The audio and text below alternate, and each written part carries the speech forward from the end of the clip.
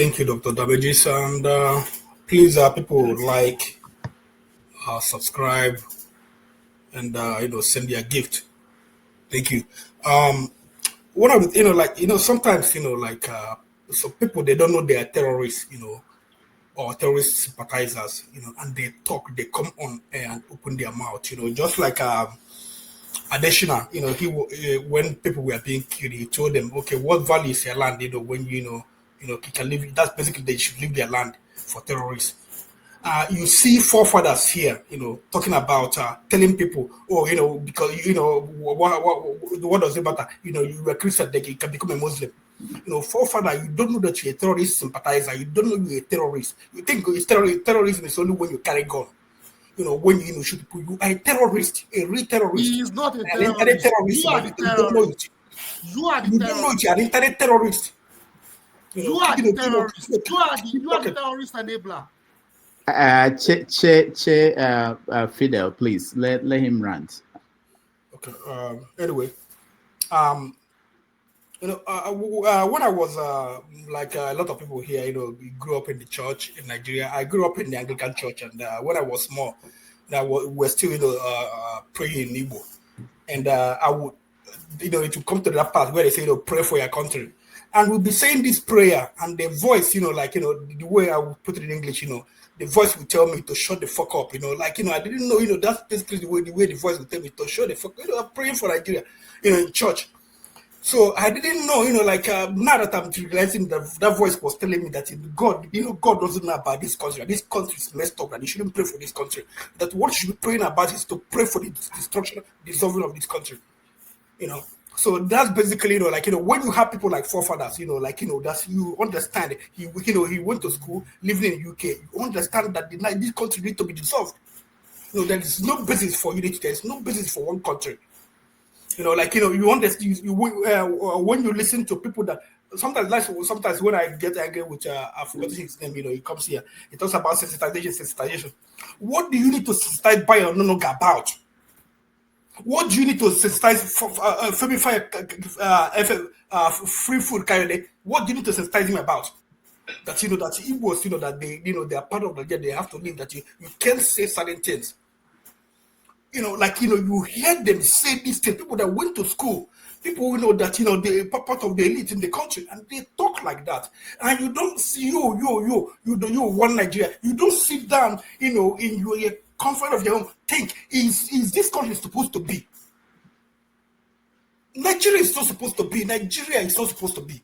I don't know. One of the conditions given to Tinubu, but if you didn't know it, one of the conditions given to Tinubu, they are giving condition. Not to mess with the Fulani terrorists and Mietiala, to deal with Nnamdi Kanu, not to restructure Nigeria, not to do, like all the what Yoruba people they be talking about, Fere and Hanez and people talking about, restructuring, that kind of restructuring. Don't do it. These are what some of the conditions given to him.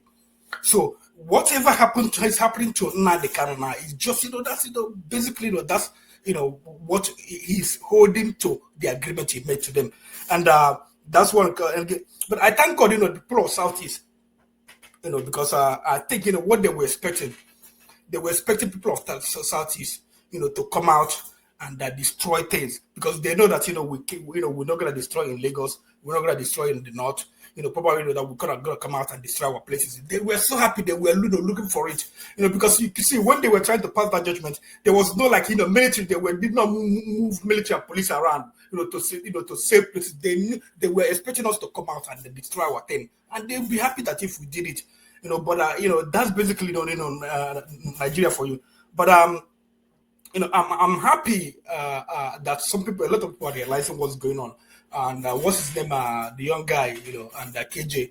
You people are talking about. You don't know what is going on. These people, we are surrounded already. I have someone that went to the village in Anambra City, Anambra South, and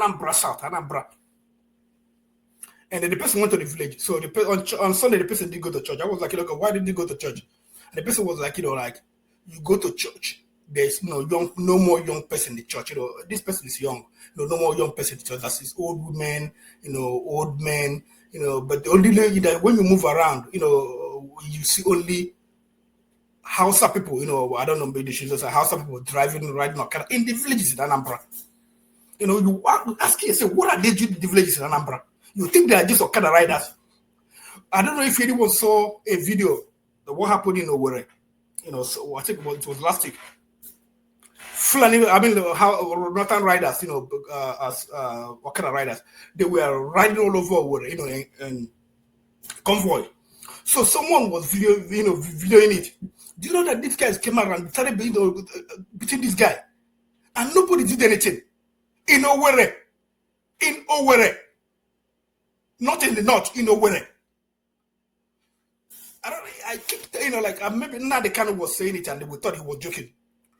In the Igbo, we need to get ready. There is war coming. We can't wait until because eventually that's what they want to do. Could you imagine, in Anambra State, in Anambra South, where you have young people in the village, they are from the north.